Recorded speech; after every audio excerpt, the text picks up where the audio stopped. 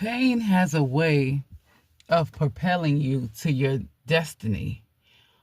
One of your most, when you're learning, uh, your biggest lessons is not when you get everything right. Your biggest lessons is when you get those things wrong.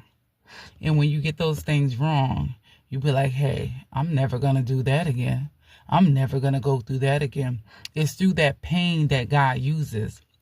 But unfortunately, we've always been taught about just the blessings and this and that. So when hard times come upon us, we're looking at to God like, why am I going through this and why I'm not? Why not would you go through this? He said that in this day that we will go through trials and tribulations. He said that if we want to walk with Jesus, to pick up our cross and walk.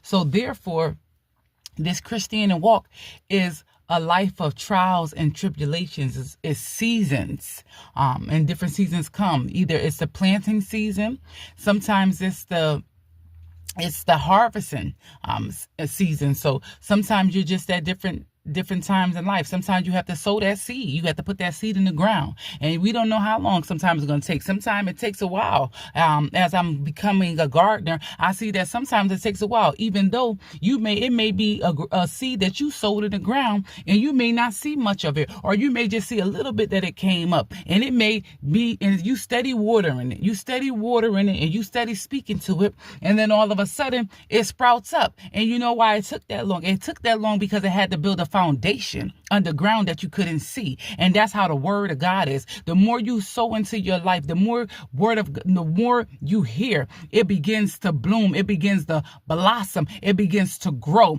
That's why he said faith as a mustard seed can move mountains. Matthew 17:20.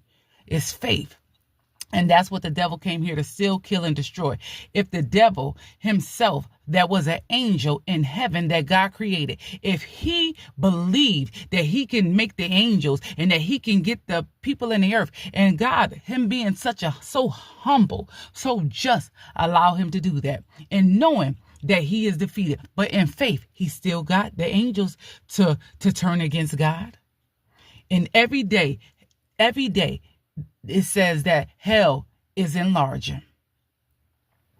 So it's our faith what the enemy comes to steal, kill, and destroy, because it takes faith to move God. It is faith that pleases God.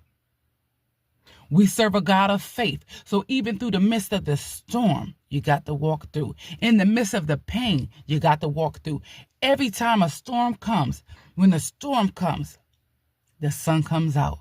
But all